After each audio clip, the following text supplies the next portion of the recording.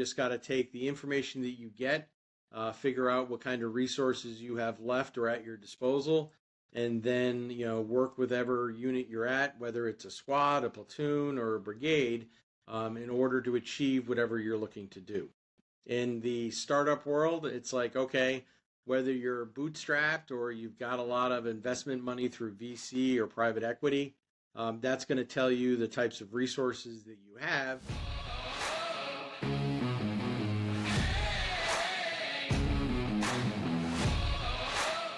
Let's welcome Alan Blakeborough, the founder and chief disruption officer at Tech Titans, an online marketplace for tech services.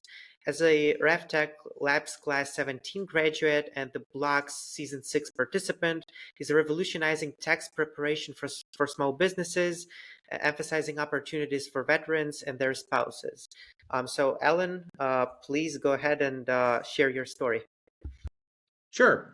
So like a lot of other small business folks in the United States, I've been paying taxes for a real long time. I'm a recovering accountant. I have an accounting degree. And a couple of years ago, a friend of mine had a tax practice, and he was looking for folks to help him get through tax season with all of his clients because he lost some of his employees getting scalped by other accounting firms or going out because of COVID, and one with a heart attack. After realizing that I couldn't find or recruit anybody for him, being a former recruiter myself, I wound up, rolling up my sleeves, helping him through tax season, doing other people's taxes for him. And then we got to about April and realized that there wasn't enough hours left in the day. So I advised him that we should share the work with other accounting firms in our area of Greenville, South Carolina. He said that was a great idea. And when I asked him what type of marketplace or platform or where I went on the internet to work with other accountants, he quickly informed me that there wasn't anything like that existed. So I know a gentleman that has a company that builds custom software. He went and did some of his own investigative work as well with his business development guys, and came back and said, yep, there's nothing else out there. So about a year and a half ago, we started the journey of building this Tax Titans platform. Wow, that's like a classic startup entrepreneur story where you see the problem, you see the market gap, and you decide to do something about it. And also, I'd like you to elaborate on this more. But you mentioned that you have the accounting degree, and you kind of came back to this industry after years of doing something else. And from your LinkedIn, it says that you've been actively working on Fencing Academy. Yep. So can you tell a little bit more about that and other businesses that you've made in the meantime? Sure. Once I get out of the military, I had an accounting degree. I decided that, hey, I didn't want to be an accountant and sit behind a desk all day long. I had been an avid fencer in college. And another thing that we identified was there was no dedicated fencing facilities for the sport of fencing like there's karate dojos throughout the United States. So I found myself in Florida when I got out of the military and decided to try opening up a dedicated fencing facility. It worked out really well. There were a lot of other people in the United States that saw what we were doing because we modeled it after the karate schools. And they were like, hey, how do I do what you do? And that kind of gave birth to an industry here in the United States. When I opened the first school, there was only about 4 dedicated facilities. Now there's about 3,000 to 5,000 of them across the United States. And I have sat down with a lot of folks that have, fenced in college, who have been fencing for years. They don't want to work in a cubicle anymore. They really like the sport, and they think a fencing facility would be good in their city. So they come to Greenville, and I basically teach them how to run a facility just like what I run.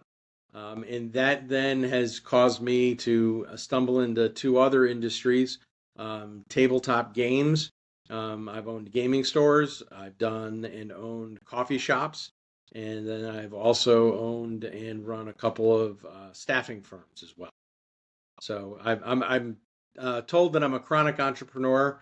So I guess because I've been doing it for the last 30 years, I would have to agree with them. Yeah, and but it mostly was like non-tech businesses before Text Titans. Correct. Yes. Everything prior to this was in a brick and mortar setting. Tax Titans was the first thing that I've kind of done that's like all tech related.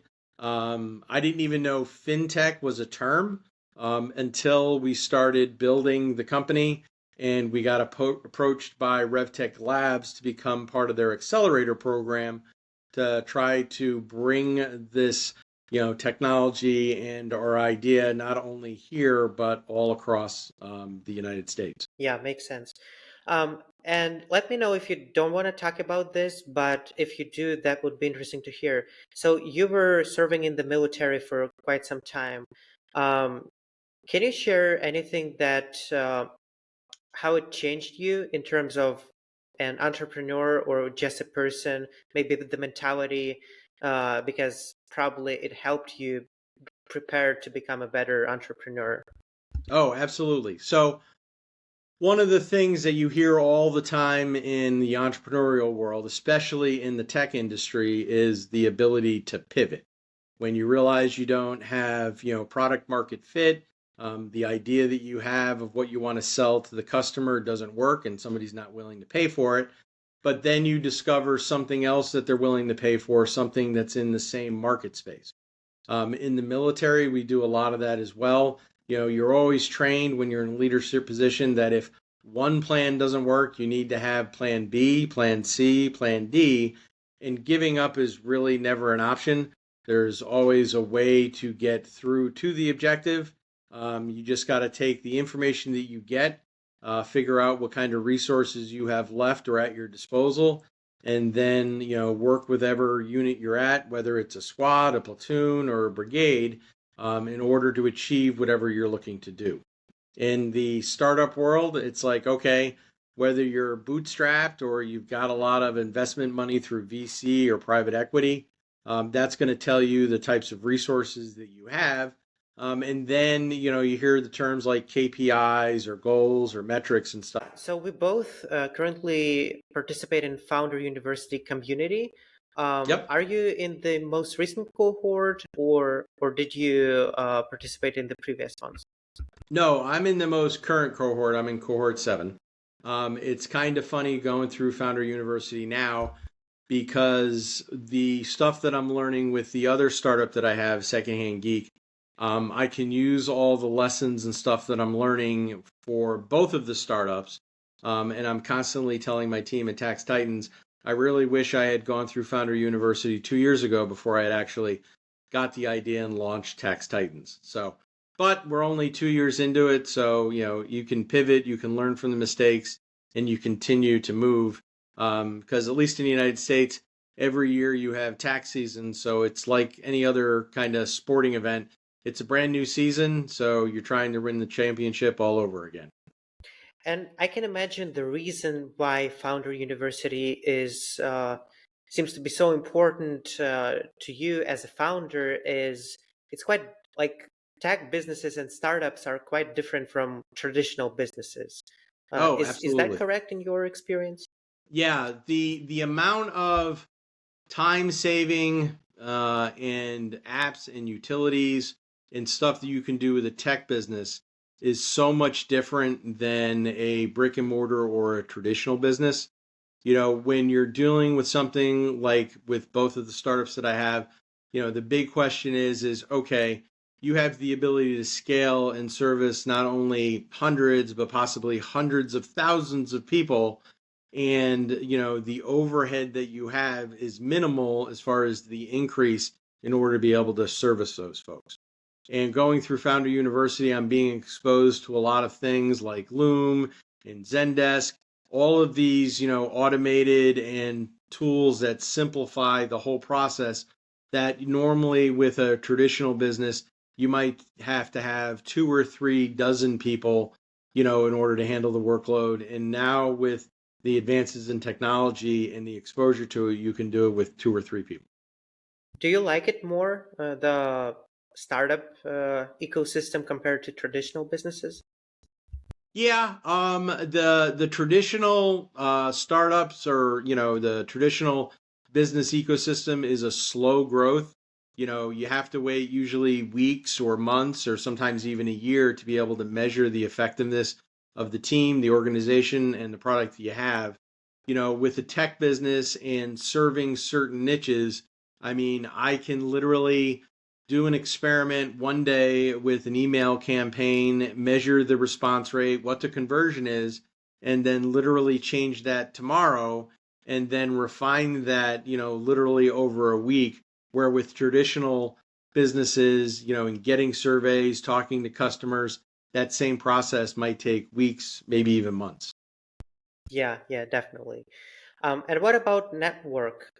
Because there are like two school of thoughts or like philosophies that I see when it comes to startup founder advice.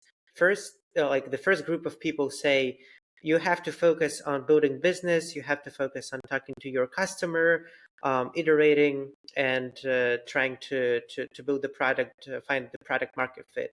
The other group says you still have to network, try to go to events, try to seek opportunities, like random things that might happen if you meet the right person.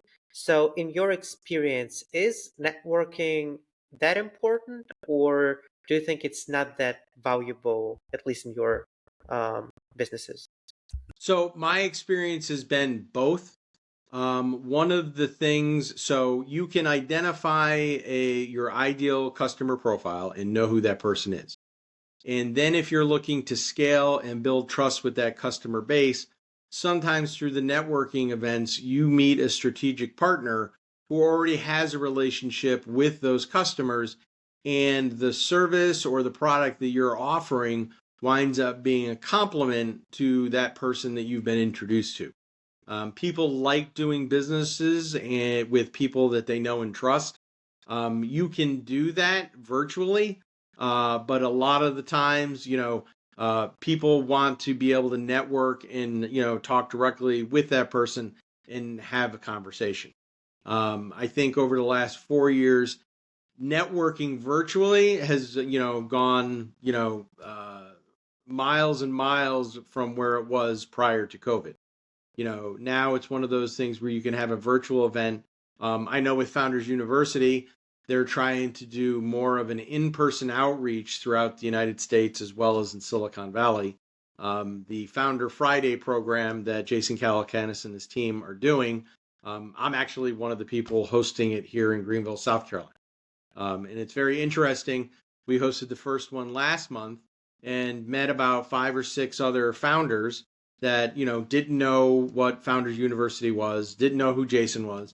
And since then, those people have gone on to his YouTube podcast for This Week in Startups. They're like, wow, this guy really seems to know what he's talking about, and they're thinking about applying to go to the next cohort of Founder University. So he's in a testament to it works, both doing it virtually, as well as then complementing that with in-person kind of meetups and networking events.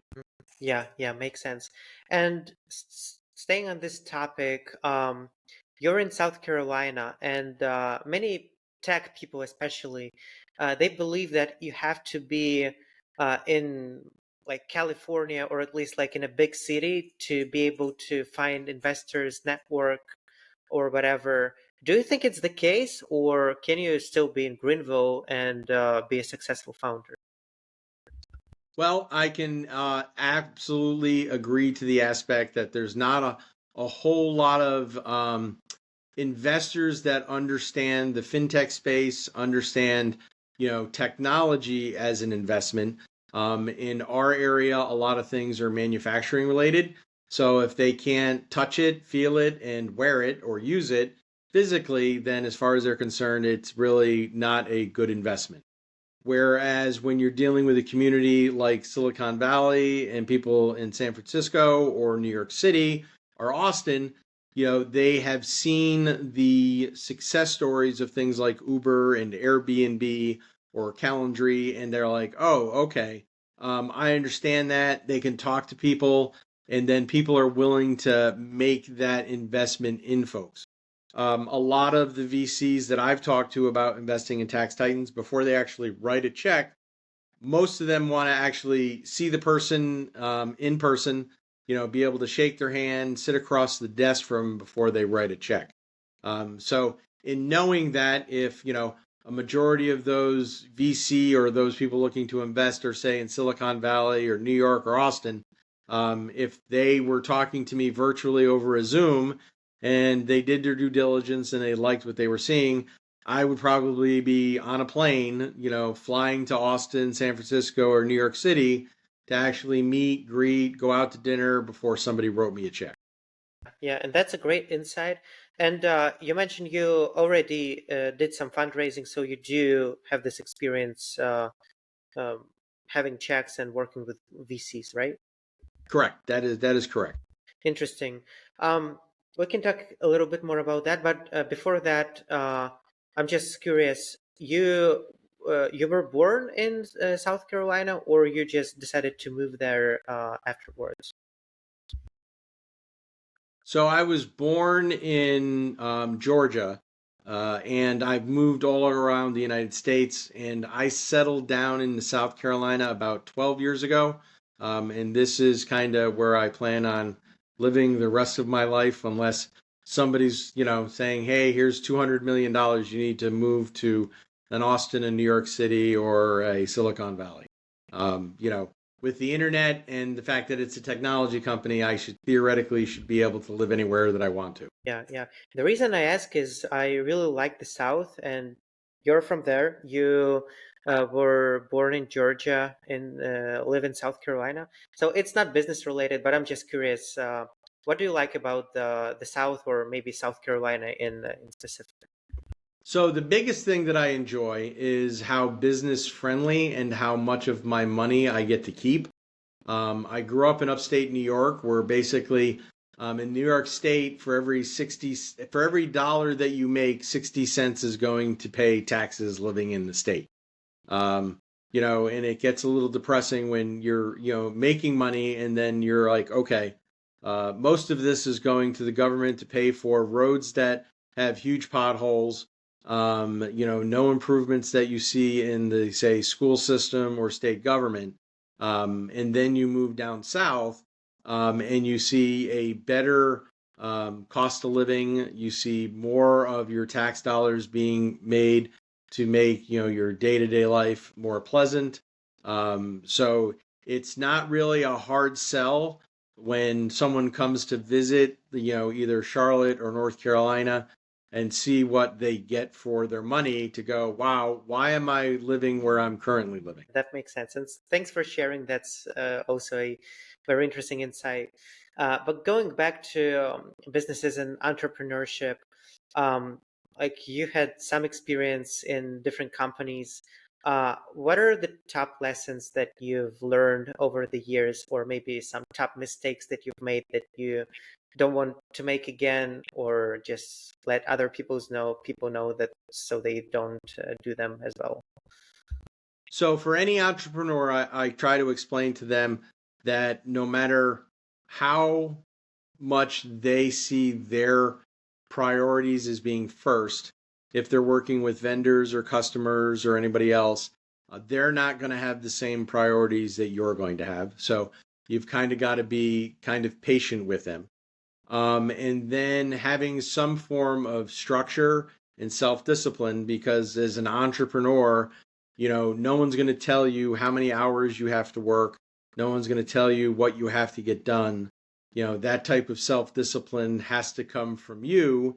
And, you'll hear a lot of people say, and a lot of books and a lot of mentors will say, okay, do the stuff that you don't want to do first, because if you don't want to do them, they're probably the stuff that needs to get done. What about the mistakes? Do you want to share any of the stories when Oh, you yes. did something So wrong in I've terms of made business? a lot of mistakes. I've probably made more mistakes than most people have attempted over the last 30 years. Some of the big mistakes are, don't spend, for luxuries if you don't need them. Conserve resources and cash as much as possible. Try to do as much as you can on your own. If you're going to be working with other people, make sure you have a checks and balance system in place, even if you're working with family. I had one company where a guy that I had known for a decade wound up embezzling $200,000 from the company. And from that aspect, that was very painful.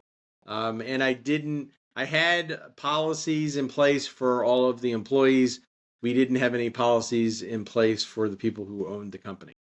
So even though they are owners, you should have, rules and regulations and checks and balances for everybody in the organization, not just the employee. Yeah, that's a great piece of advice. Yeah, and I'm super grateful that you share that, because some of that stuff you have to either go through yourself or learn from others and try not to make the mistakes. So that's what I'll try to do, and hope that listeners will also do the same. So if you don't mind sharing, what's your end goal? What do you want to achieve with the business, or generally maybe in life? What's your aspiration at the moment? So for Tax Titans, we have two goals. One is to create a marketplace that we can turn around and have somebody like an Intuit, an H&R Block, that have hundreds of thousands, if not millions, of dollars, buy us and take the platform to the next level. Plus, we're working with the military and military spouses to provide a remote, set your own hour type of job opportunity for them that doesn't currently exist in the US. And the tax preparation industry really is great for somebody that's self disciplined, organized, can basically set their own schedule and be able to make a good living. And right now, veterans and military spouses have the highest unemployment rate in the United States. So our thing is to be able to streamline and make available all of the resources so that they can have that job out. So you have a profound social mission as well for your business. Correct. Yeah, and before we end the episode, do you have any message, anything you want to share with the audience? Just put out there.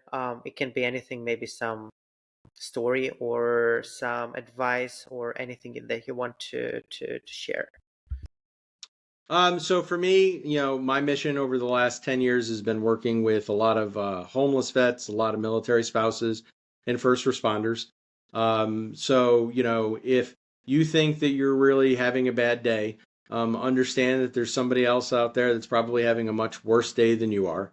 For people that meet veterans and say thank you for your service, besides just thanking them, volunteer or do something in your local community, because there's either a veteran or a military family that is got challenges and struggles that they're not used to asking help with, and that just reaching out and talking to them and seeing if you can volunteer in your local community does a lot to help another veteran or military family. Awesome, man. Thanks for sharing. And yeah, excited to have you on today. Thanks for coming. Thanks for sharing your story, man. Uh, Super grateful for all of the insights and everything that you said today. All right. Well, I appreciate you having me on, Danny. Love telling my story.